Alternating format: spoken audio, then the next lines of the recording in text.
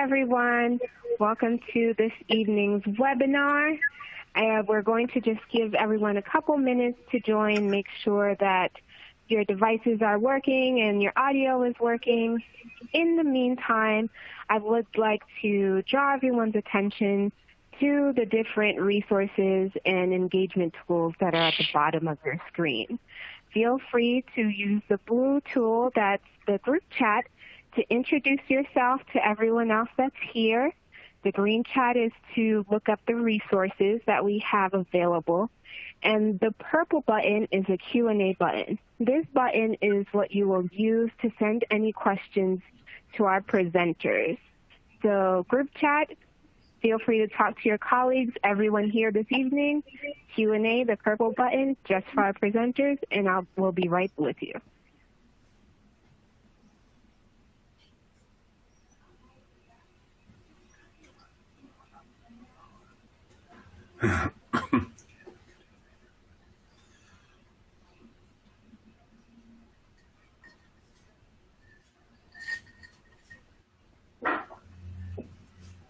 Thank you, everyone, for joining us this evening. My name is Pascal Joseph. I am a project coordinator with the Tools and Classroom Resources team at Student Achievement Partners. And this month's presenters for this evening's webinar, Comparing Reading Research to Program Design, Susan Pimentel, founding partner at Student Achievement Partners, David Paige, associate professor at Bellarmine University, Timothy Shanahan, distinguished professor emeritus at the University of Illinois at Chicago, and Claude Goldenberg, Nomalini and Oliver Professor of Education Emeritus. Before we get started, we'd like to know how many webinars have you attended previously? So feel free to actively engage right on your screen. Let us know whether this is your first one or this is your 20th webinar.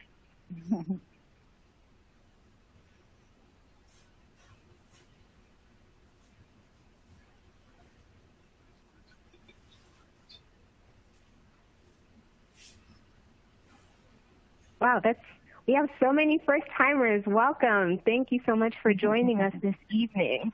We're really excited to have you.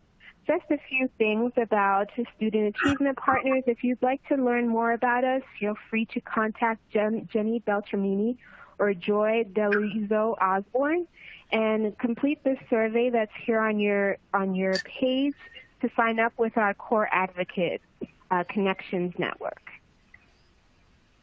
Also, feel free to reach out to us on Twitter at AchieveCore or reach out to Jenny at Jenny Beltro, and also reach out to Timothy Shanahan at Reading Shanahan. Just a reminder on how you can engage with us this evening. The blue button is the group chat. Again, that's how you could reach out to all of your colleagues here this evening as well as the presenters, network, get to know everybody who's here participating this evening. The green button is the resources widget where we will provide you with access to the PowerPoint presentation for this evening's PowerPoint as well as the link to the research report that our presenters will be discussing this evening. The purple Q&A button is for you to ask questions directly to our presenters, or even if you have any technical challenges, feel free to reach out for help. So I'd like to introduce our first speaker, Susan Pimentel, the founding partner at Student Achievement Partners. Thanks, Pascal, and good evening to everyone. I am going to give you the briefest of overviews of what we're going to cover tonight and give you some context about this research review and why Student Achievement Partners undertook this review. So the goals. So we've got three main goals for our webinar tonight. You can see them listed there. The first is for you to learn how you can use the research review of curriculum. This is the first of a short series of them we're going to do, and so we want you to know how to do that. The second, of course, is to share the key research findings of our review of teachers' college units of study in 4 key literacy areas, which are foundational skills, text complexity, building knowledge and vocabulary, and the adequacy of English learner supports. And then we also, at the end, want to share, before we take your questions, share what's coming next so you can know what's coming down the line. So you might be asking yourself, well, why did staff undertake this research review of this curricula, and we will be undertaking others? And essentially, and I know so many of you know this already, we talk about it all the time, and that is that reading achievement in our nation has been stagnant really for decades. And it's been particularly acute for students who are living in poverty and students who are of color. And that means that many of you on the phone, people that you work with, are worried that the curriculum that you're using, doesn't adequately align to the reading science. So what we wanted to do was make transparent to those who are responsible for adopting materials, for implementing materials, what are the research-based practices that should be evident in a curricular program. I also just want to say the research paper itself is 50 pages, but I want to say it's very readable. 50 pages plus a bibliography, I should say, because you can take it by section. You can take it. There are a summary of findings in each, so you can poke around as you look at it. So you might be saying to yourself, "Gosh, there's other reviews of curriculum around. There's EdReports, what I call EdReports-Type review. Louisiana has some, Massachusetts has some, Washington has some that are certainly worthy of looking at. How does this differ, and how are they the same?" Well, the first thing to know, the way that the two are complementary to one another. So EdReports-Type reviews and the SSAP research reviews are both based on evidence, both based on the research. In the case of EdReports, it's how closely the curriculum aligns to research-based standards, or sometimes we call them college and career readiness standards. And in the research review, the staff research review, it's how closely the curriculum aligns to the reading research base. Here's where they differ. So standards define the what, not the how of instruction. And so when you have an EdReports-Type review, they're looking to see if in the curriculum, if the standards set clear expectations for text complexity and vocabulary development, they're looking to see does the curriculum set clear expectations for that. On our research review, we take it one step further, and that means that if you take the two elements, text complexity and vocabulary development, the research review is explaining how to teach the what with nuance and fidelity. So you're going to hear tonight about what does the research say about building students' vocabularies and teaching complex text efficiently and effectively. So you might be asking yourself, and I'm sure maybe there's a lot of people who've tuned in because we looked at Teachers College units of study. Why did we look at them? Well, they're in broad use, and they are in the category of balanced literacy, and we think probably, about 50% of people across the nation use one form or another of balanced literacy, and many may model themselves right after Teachers College, so we thought it was a good one to look at. Regularly also at staff, we get lots of questions about the program, and so we thought a close look at it would be really helpful. And it was because it was our maiden voyage into doing research reviews of curriculum, we thought, well, let's take one that EdReports and some of the other states and so on had not looked at yet. So now let's get to the beef, because I know that's why you all have tuned in. So we had 7 preeminent experts weigh in on the 4 fundamental areas of literacy. And tonight we've got Dr. David Paige, who's going to talk to us about the foundational skills instruction. We're going to hear from Dr. Timothy Shanahan on text complexity, the regular opportunities to read complex text. I'm going to do the piece that Dr. Adams and Dr. Oakhill did around building vocabulary and knowledge about the world, and then it'll be back off to Dr. Goldenberg to talk to us about the adequacy of supports for English learners that he found in the program. So with that, David, you're on. Okay, very good. Thank you, Sue. So I'm going to talk about the foundational skills that we found and some of the alignment or misalignment with the research. So first off, we know that foundational skills are just really critical to reading success. let's kind of get an understanding. By foundational skills, we mean the reading processes that are necessary for a student to become a fluent reader. These include certainly concepts of print, the awareness or the alphabetic principle, the awareness that words are composed of letters that link to sounds, and that there's a systematic relationship between letters and sounds. It certainly includes phonics and word recognition skills, and of course, reading fluency would be a foundational skill. So be sure we're on the same page with that. So some of the findings that I took a look at here. The first one I'll talk about is the scope and sequence. So we know the research is extraordinarily clear that an explicit scope and sequence is really important. The Units of Study has one. It's available online. You do have to do some work to find it. It's not embedded really within the daily lessons. So as I spent weeks looking at these various lessons, what's clear is a lot of teachers are going to pay most of their attention to the daily lessons. And if things aren't in the lessons, they're going to get overlooked, or they could get overlooked. So the scope and sequence is not in there. What they do is in some of the K1 modules, they'll put some references to it, but it's really fast, it's really thin, and a whole lot of readers that we're concerned about, that Sue mentioned earlier in the podcast, are going to need much deeper instruction across K2, if not across K3, than what the Units of Study provide. So it's really likely that a lot of children are going to be left with insufficient instruction. We looked at phonemic awareness. The Units of Study, the lessons across K2, they really lack the necessary skills for students to acquire phonemic awareness at the isolation and manipulation level. So the research is quite clear that students really have got to be able to isolate phonemes within words and be able to manipulate those phonemes. This is in order so that the orthographic mapping process can really take place.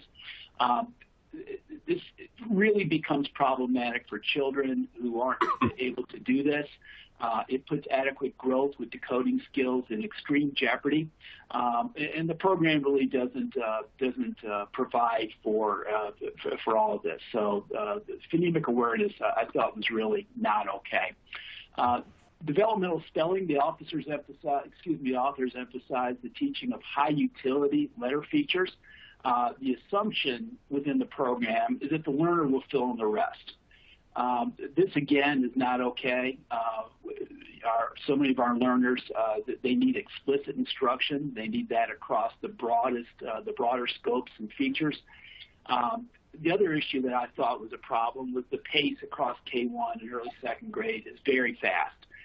You're going to have a lot of students who are not going to be able to keep up, and if they get behind it all in the beginning or at any point in the program, they're just going to be lost, and they're not going to benefit from instruction.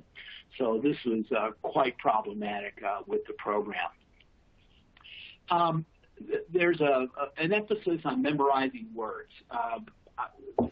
Some teachers call those sight words. The Units of Study provides 50 words to be memorized in kindergarten, another 100 in first grade, with the focus continuing into second grade. There's not a lot of research to guide how many of these words should be memorized by early readers. I found this, the other thing, to be a little problematic because it gives teachers, I think, contradicting information. In other words, if there's a big emphasis on memorizing, 150 sight words continuing on into second grade, then, well, what about being able to apply phonics to decode words? Where does that come in? Or is that really not so important? Or is it more important that kids memorize words? So I think it gives teachers conflicting information that's not okay. Another thing we looked at was instructional time. So the authors of Units of Study recommend 20 minutes a day for a whole class, 7 to 10 minutes for small groups. The reading and writing workshop lessons, they don't talk back to each other. They don't talk back to the phonics unit. So this is problematic. The extension activities are optional. Take them or leave them. And I found this really upsetting. The authors state that every minute you spend teaching phonics or preparing phonics materials to use in your lessons is less time spent teaching other things. Again, this is a huge conflicting information to teachers about the role and the importance of phonics in reading instruction. So this is it's as if they give it and then they take it right back away. So that was a problem. Independent practice, as I mentioned earlier, was 7 to 10 minutes of work. It's during rug time. This might be sufficient for some students, but it's going to be inadequate for many, many students, the ones that we're most worried about, who require a lot more time working with decoding concepts. So this is another big deficiency. This right here, the findings around the units of study, promotes a strong use of the 3-cueing system. Of course, the 3-cueing system would include semantic or meaning cues. It would include syntactic cues, and then finally grapho-phonemic cues. This is certainly a base of foundational instructional skill used across whole language, across reading recovery. It's the least effective method of word identification. It actually gives the teacher, this is another running continual problem with it, permission to cease and desist from phonics instruction. You don't have to teach phonics, teach them the 3-cueing system.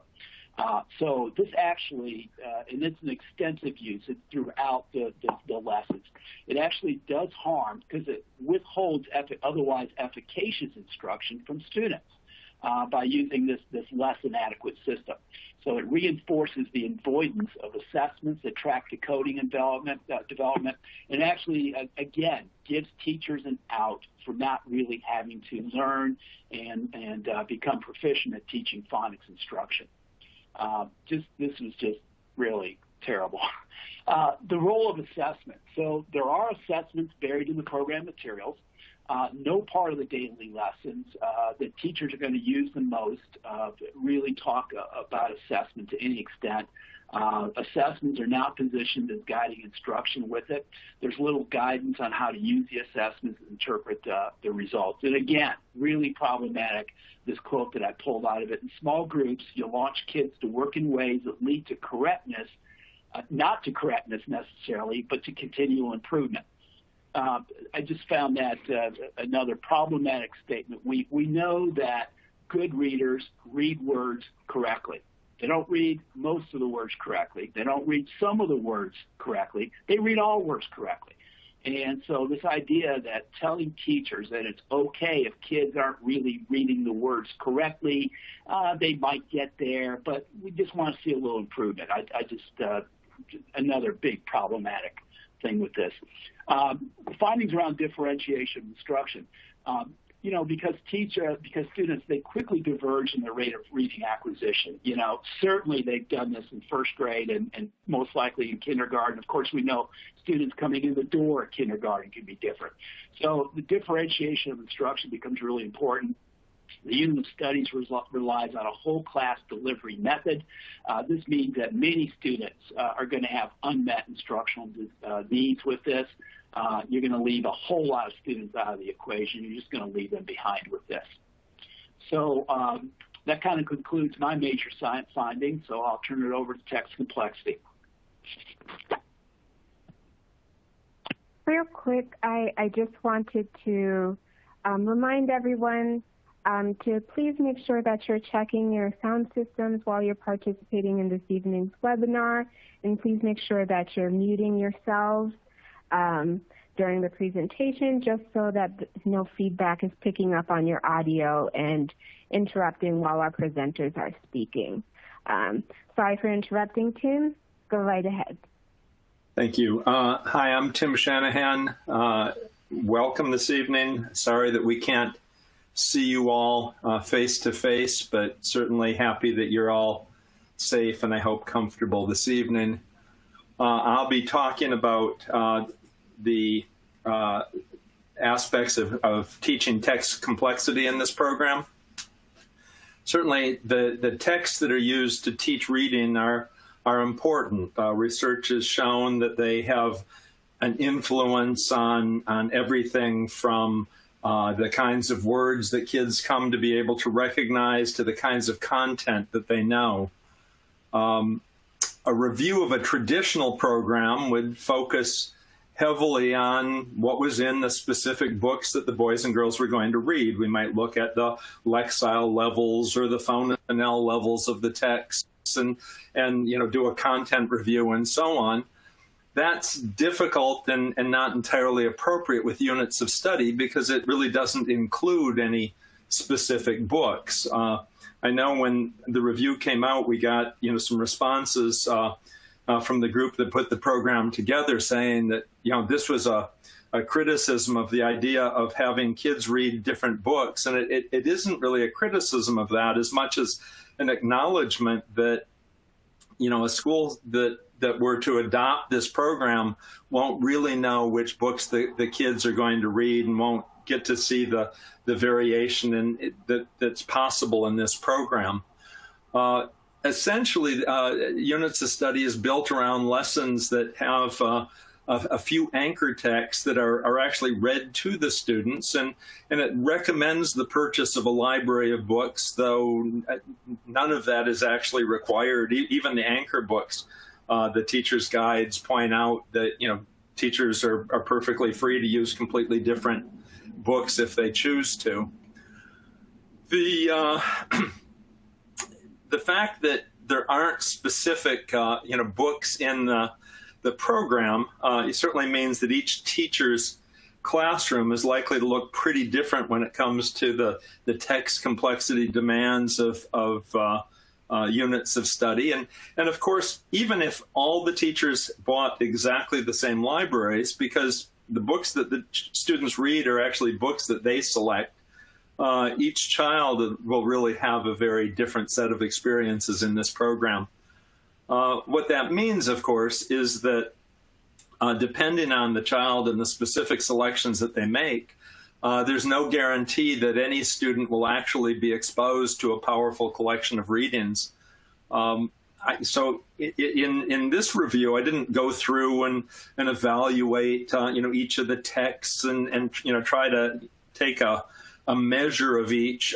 Instead, I really had to look at the relevant theories and claims and instructional recommendations for how it guides students through the program. Certainly what I found was that, when I asked myself, what are the chances that students are going to learn to read complex texts in this program? Well, I found a number of interesting things. For example, those anchor books that are used to present mini lessons to the students. Those anchor books are very high quality. They are at levels that, frankly, are equivalent to what most states are requiring students at these grade levels to be able to read. So they're certainly quite appropriate. But in fact, these are books that are read to the boys and girls. They're not read by the boys and girls. In other words, an opportunity is being lost. Instead of exposing students to content and language that they shouldn't be able to access using their current abilities, the teachers are actually going to read text to the boys and girls that they should be able to read on their own, or they should be trying to read on their own. So nothing wrong with the books, but it would certainly make sense to lead the kids a bit rather than following them. But even if when it comes to the books that the students are reading, and as I say, most of this reading is done individually, students get to choose the books they want to read. In some cases, the books are limited. Access to certain books are limited to the kids because the bins of books that are made available to them are to be at a particular level and so on. But even if a youngster manages to choose a complex text, the unit warns teachers, cautions teachers to discourage this, that it's important, according to the program, that students practice reading books at their instructional level. The idea that learning comes from reading books that students can read with 95 to 98% accuracy and with 75 to 89% comprehension. The students are discouraged from reading books any harder than this. this is really a problem, given that research has been showing that students actually make greater reading progress when they work with books that are somewhat harder than those encouraged in the program. And most state standards require that students learn to read texts that would actually be more challenging than what they're likely to confront in the program. The program proceeds with a theory that's largely what David was talking about with the foundational skills with the younger children, but it's largely a kind of word memorization notion that, if kids get enough practice reading easy books, they're going to memorize a lot of these words, and that'll make them good readers.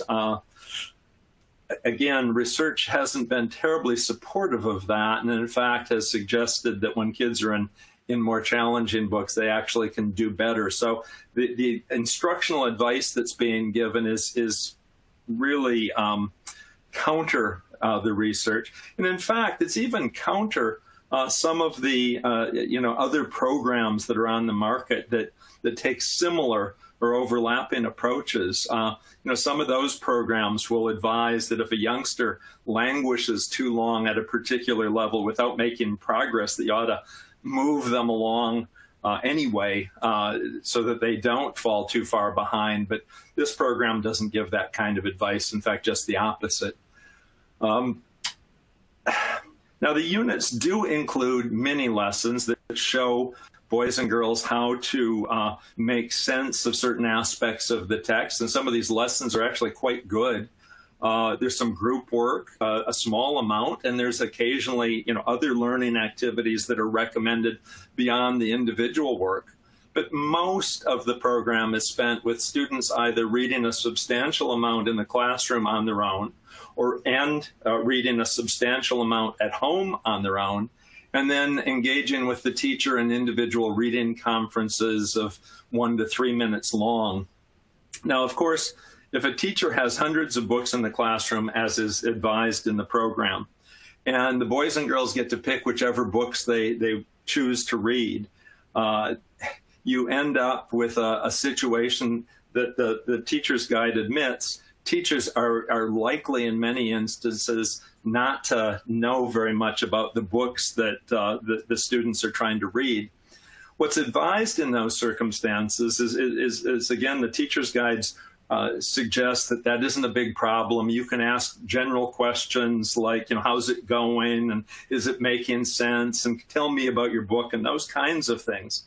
But I hear from teachers all the time who are quite concerned that they're in this situation of teaching with this program, and they don't know, they can't even tell if the youngsters have read the books or have read them with understanding, and so they can't really provide much help.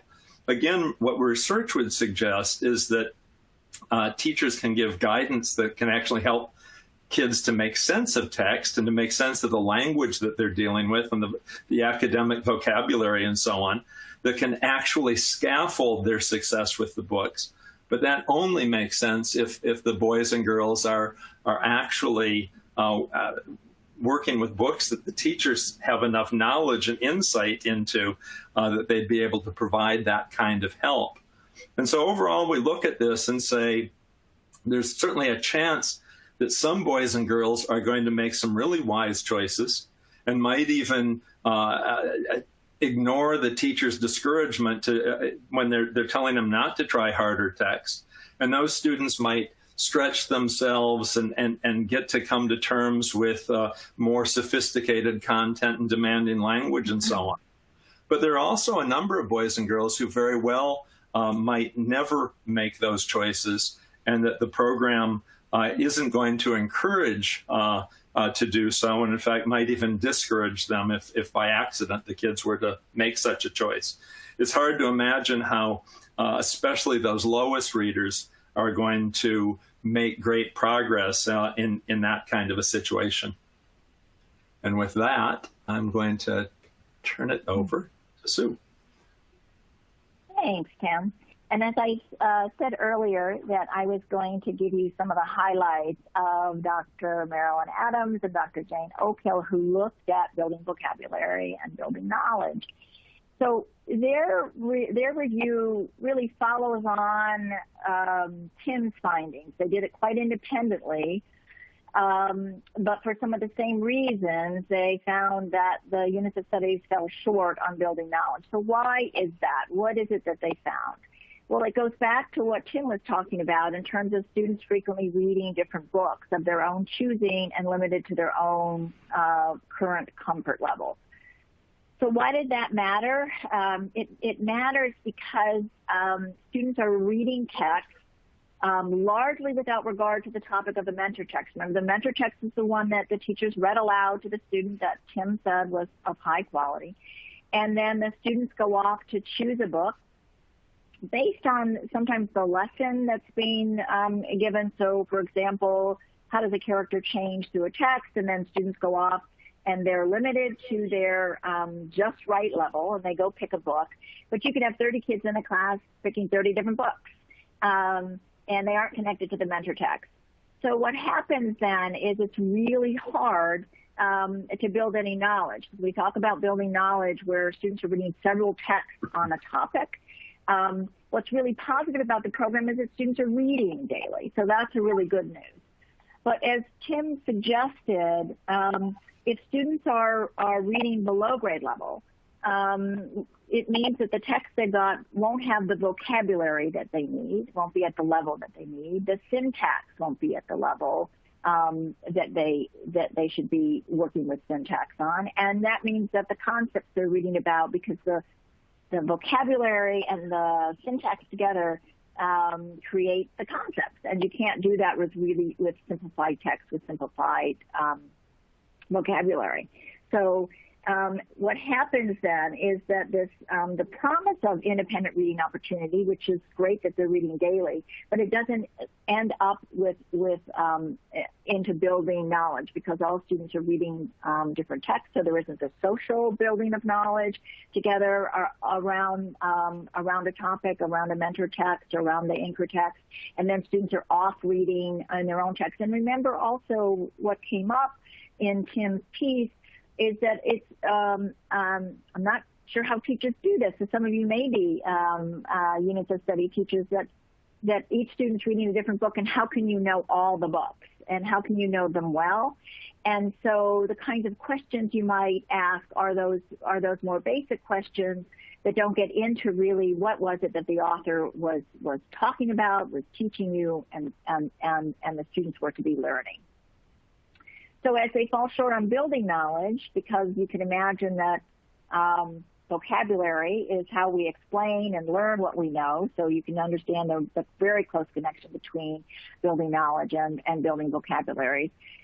They found that there was little guidance. I want to say that in some of the overviews of Teachers College, there's quite a bit of conversation and talking about the importance of vocabulary, which is a strength.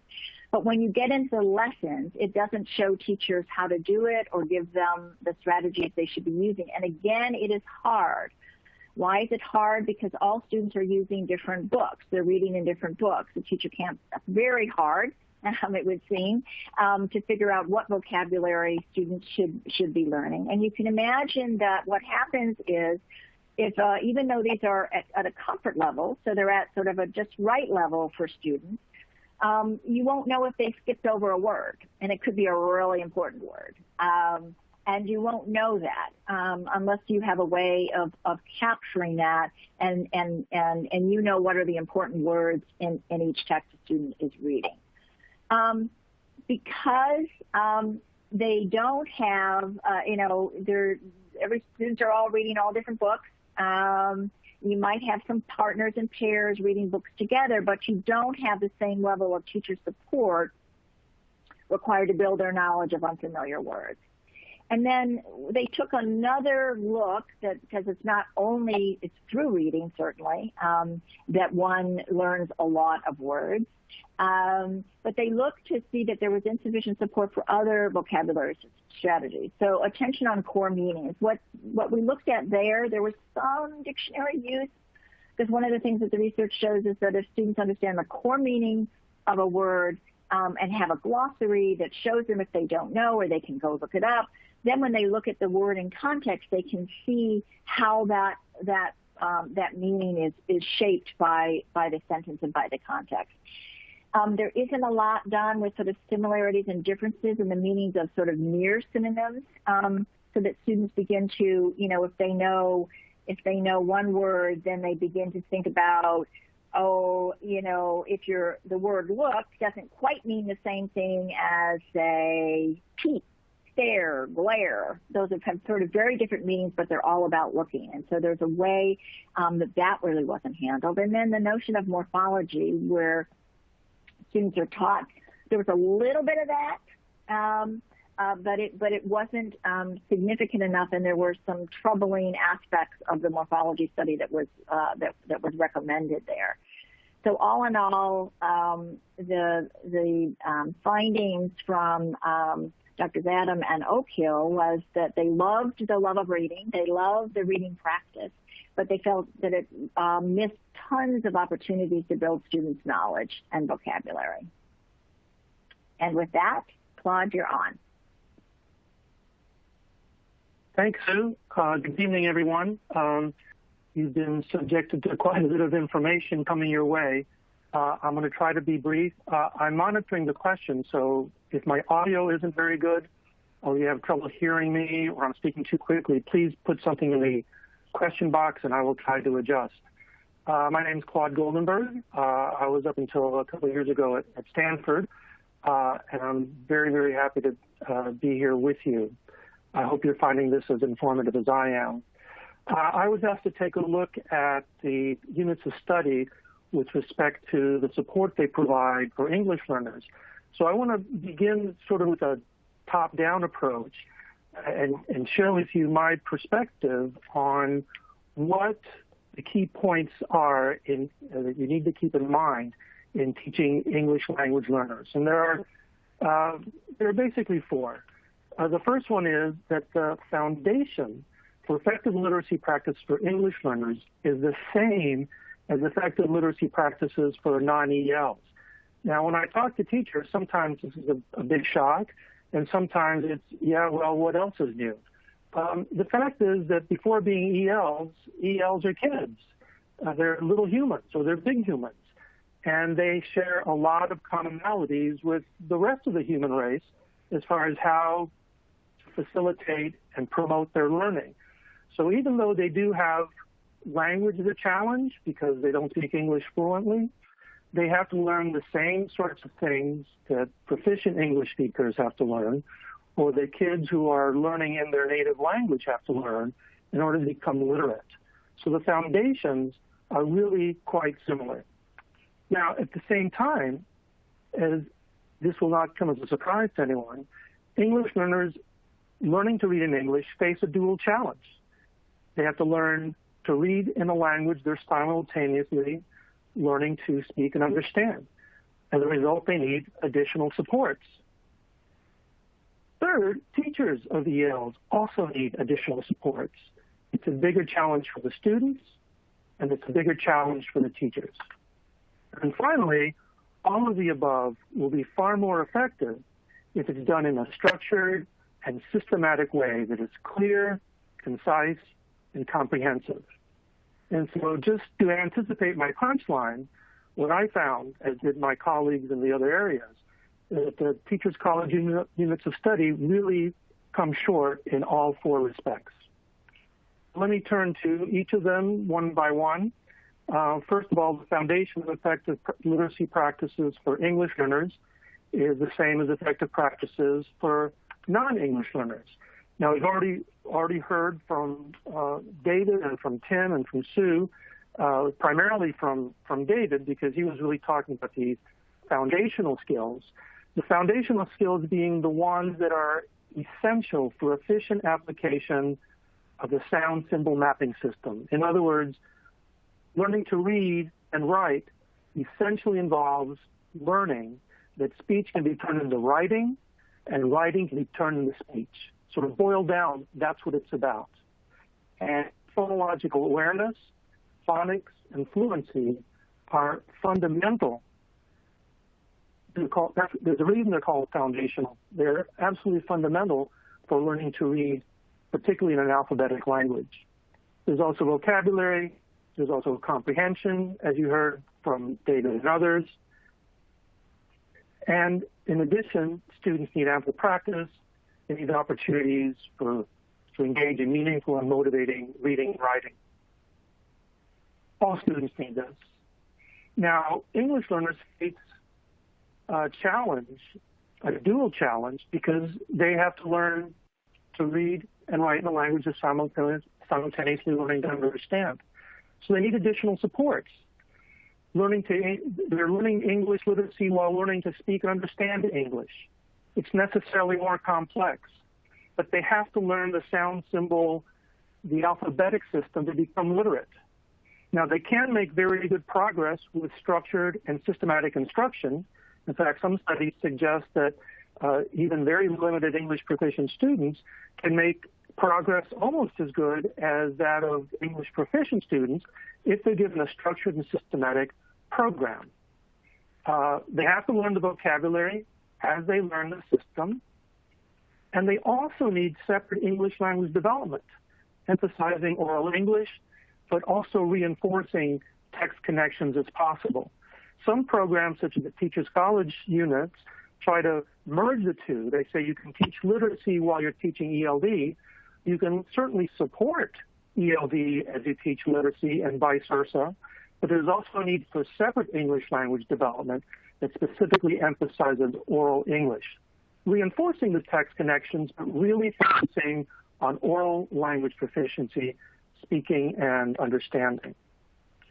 And teachers, of course, require additional supports as well. They need to know and be supported in doing effective, direct, and explicit teaching instructions, strategies that I'm sure all of you are familiar with. Clear objectives of learning outcomes, instructions, checking for understanding, active student engagement, informative feedback to students, ongoing formative assessment. These are all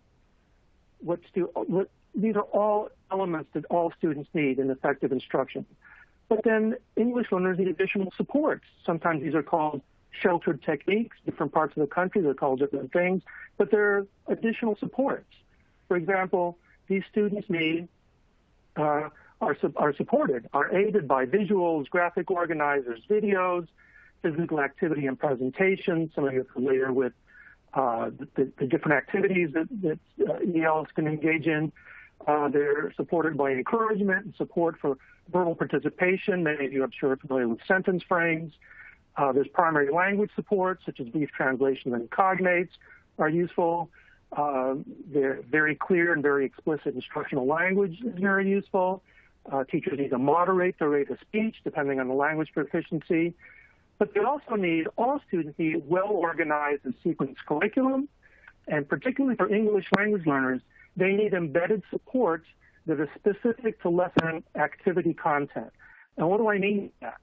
The Teachers College units include some teacher materials that give sort of general guidelines for how English learners can be supported.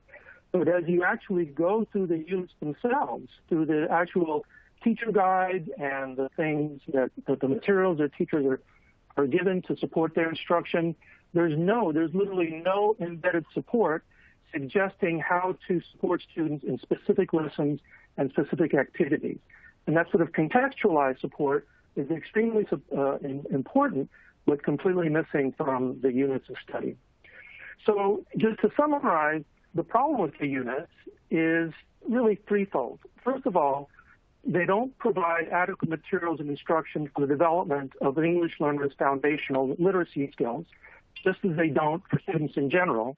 They certainly don't for English learners. They don't provide adequate embedded supports for English learners and teachers, just sort of generalized support, most of which is okay. There's nothing particularly wrong with the EL supports, but it's just too general. And it's put in a separate text. It's not even in the teacher guide or the teacher the direct materials that teachers use as they're teaching. Those embedded supports are provided by most other programs that I'm familiar with, and they're completely absent in the Teacher College units. And then finally, the units purport to provide needed ELD instruction, but they really don't. The units make the mistake that many other curriculum materials and, frankly, many educators make, that they can combine ELD and ELD, English Language Development, with literacy instruction, and it'll be adequate. And, in fact, it's not.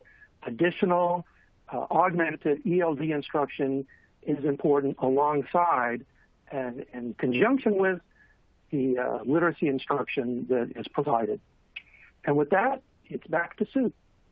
Mm-hmm. Great. Thanks, Claude. And I'm gonna give you a little bit more, and then we're gonna get to your questions. So what's next? So the look at Teachers College Unit Study was our first in the short series. It's considered sort of in the category of, obviously, of balanced literacy. And that's one thing for you all to consider if you're using a balanced literacy program, but not Teachers College Units of Study. You can use the research review. You can use the findings that we've heard from Tim and David and Claude and Marilyn, et cetera, and say, well, our program's a little bit different. We don't have that challenge, but we may have another challenge, or this is where we're the same, this is where we're different, and use it like that. So Student Achievement Partners is going to do more of these. We're going to look at a basal reading program, then we're going to look at one of the new knowledge-based curriculums, and we're going to look at what may be an innovative model that doesn't neatly fit into any category. Again, we're going to sort of put it through the rigors of the research experts on the same 4 categories. And it sort of will serve as a model. So if you're using a basal, we know basals are different from one another, but they share some of the same elements. And so you'll be able to use the research reviews. We're not going into the business, I should say, of reviewing every program that is out there. That's not what we're about. Again, as I said, we'll be looking at these 4 areas. And one thing I want you to know, and I saw a little bit, I happened to be looking a little bit at the question answer. I think it was Susan was saying this, that it's a little hard to digest because they've been told Units of Studies is a good curriculum by our district. It may be working for you. When we heard David talk about, when we heard him talk about phonics, that some of the practice may be just fine for your students. And part of it is to look at your data. What we've been hearing from around the country, and something I want you to know that's going to be available to you, is, well, okay, our data shows that some of our students are doing really well with our balanced literacy program, but there's a consistent percentage of our students that aren't achieving at high levels, or we think could be doing a lot better. What can we do? Is there something we can do with using the Teachers College Units of Study or using the balanced literacy program that we have? So it'll be going live on Friday on Achieve the Core. You'll also be able to log back in here and find it. So it's a resource that said, if XYZ is a characteristic of your balanced literacy program, here's what you can do instead to install a research-based practice instead. So there are some workarounds, supplements, additions. You can imagine one where David mentioned it, where you could just include more practice in the phonics instruction that you're given. There's a place where you could lighten up or expand the level of books that students are able to read, so that it isn't always so tightly held. So we have a whole series of recommendations, research-based recommendations for you, and those will be live then. And I will stop with that. The questions. Thank you so much to our presenters. Now we've reached a point for a few minutes for Q&A. We've received quite a few interesting questions from all of our attendees. I know this was a lot of information for you to absorb. So the first question that we received, I'd like to direct this to Sue. Is the term balanced literacy so fraught with misunderstanding that we should abandon it entirely? If so, how should we speak about teaching reading? Also, what's the best graphic to bring all of this together? What do you think about Scarsborough's reading rope? I love Scarborough's rope. I love that. We use that a lot when we talk about what all goes into students becoming a good reader.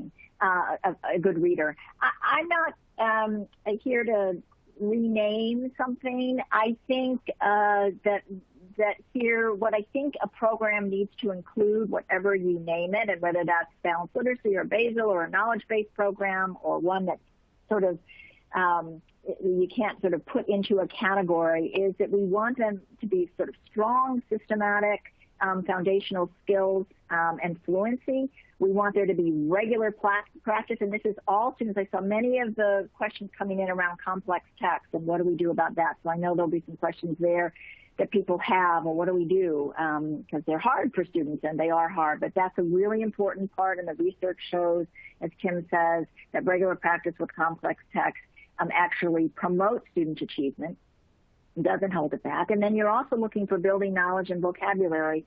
Well, why? Because we know that, first of all, knowing a lot about the world is a good thing, but also because when your knowledge is great and your vocabulary is big, you can access more complex text. So it's a very close relationship between those, certainly can be.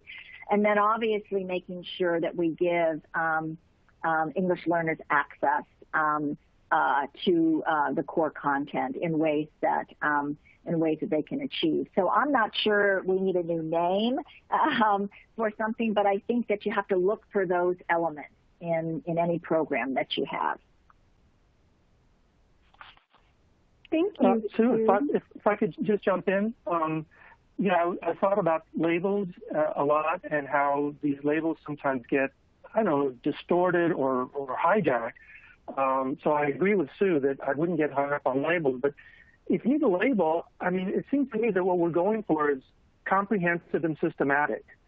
Now, there's a lot there that needs to be unpacked, but I think what we've tried to describe is a vision of comprehensive instruction that is systematic, and then try to gauge this units of study program in relationship to that. So at the moment, that's the way I'm thinking about the ideal program. Comprehensive, systematic. Of course, what that means in detail is another question. Thank you so much. And this next question that we have, it's directed to Tim. We've been trained by various trainers, even state training, to follow the guidelines of teaching with books that are not at frustration level. For example, 95 plus, correct. Is this not supported by current research? When is a text considered too hard?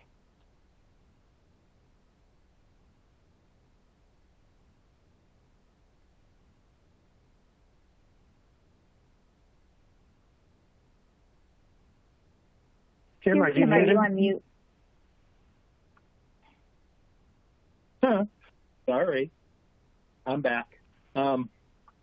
It's a really good question. This idea of teaching boys and girls to read with text that they can recognize the words with 95% accuracy and that they can answer 75 to 89% of the questions on is an old idea. It's been around since the mid-1940s, and even then it didn't really have any research support. The studies that have been conducted over the last couple of decades into this, the studies find one of two things. They either find that putting kids in books at those levels makes no difference, that it doesn't actually give any kind of benefit over putting them in grade level text when it comes to the reading advancement, or the studies find that it actually does harm, that it cuts off these kids' opportunity to read. If you think about it, you're largely teaching kids to read with books they can already read.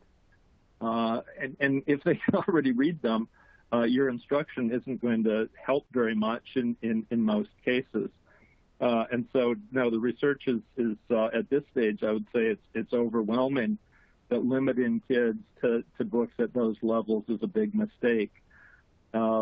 the second part of the question is just a very practical question.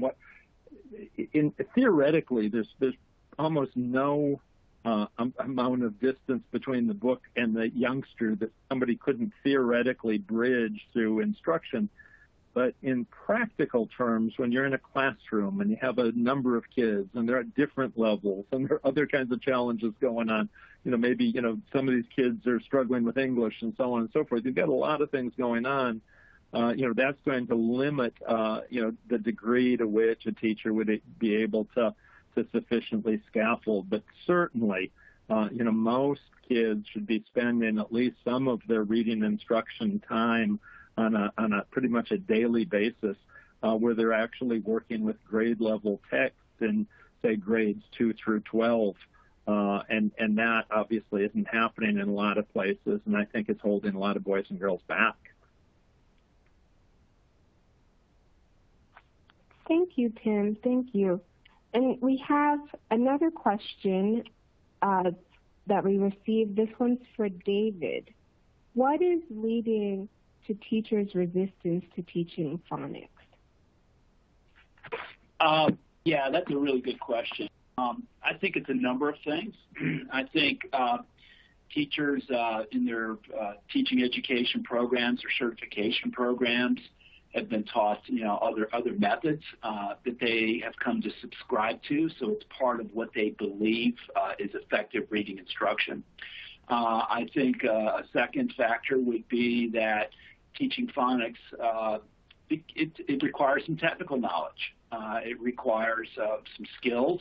I've noticed in research that we've done in school districts that teachers do pretty well with CBC instruction, what we call the letter naming stage and developmental spelling. When you get into the within word stage where the letter feature it starts becoming a little bit more complicated, the instruction becomes more complicated for the teachers, and the depth of understanding required becomes a little bit more complicated. And certainly when you get beyond that, there's a wholesale change into what teachers need to know to be effective. I think a third thing that gets complicated, probably I would suspect that classroom management is difficult in learning how to differentiate students. Teachers don't really know how to do this very well. They have to have a deep understanding of assessments, which assessment to use, how to do all that. So I think there's some, again, technical knowledge that teachers don't have and haven't acquired. So I think those are some of the reasons, and there's probably more of the aversion to doing that. David, can I add one? Absolutely. And it's not so much an aversion. I think a lot of teachers think they are teaching phonics. They do a few minutes, a day of that kind of thing. And if you match that up to the research studies, there's actually, in the research studies where phonics was making a difference, it tends to be more substantial than that. And including in units of study where my understanding is the amount of phonics that's recommended would be quite a bit less than what's actually going on in dozens of studies where it's been found to be effective. So the teachers aren't averse to it. They're doing as much as they think they're supposed to, and that's often too little. Yeah, I think there's an adage. I heard about a basketball coach that said that he won a national championship that all coaches know you got to work hard. Just a whole lot of them don't know how hard. And I think that goes along with teaching phonics. Good. Thank you. Thank you so much to our presenters. Unfortunately, we are getting close to the end of this evening's webinar, so that is the only time that we have for our Q&As. Thank you, everyone, to submitting all of your questions. Just a quick reminder, please join our Core Advocate Network. Here you can find a link to the Core Advocate Network as well as to the report comparing reading research to program design and examination of teachers' college units of study. It is also available as a PDF in your green resources widget, but this will lead you directly to the website link. And please join our network. just because it is a way to connect with other colleagues within your state or even nationally to a network of educators. And also you can be up to date on any free resources that we have, get any notifications about upcoming webinars or professional learning opportunities, and even job postings. And you'll also have an opportunity to be part of creating new tools and resources in partnership with SAP. Please feel free to reach out to us on these various social media platforms. We're available on Twitter, Facebook, Pinterest. This link at the top is where you could join again for our Core Advocate Network. We have a couple webinars coming up. We have an April special edition webinar on April 15th at 7 p.m. Eastern Time, reading practice in a time of remote learning, and also our May webinar, Math Resource Fixer Uppers with Jason Zimba, May 6, 2020 at 7 p.m. Eastern Standard Time. Thank you again to everyone for taking the time to join us this evening.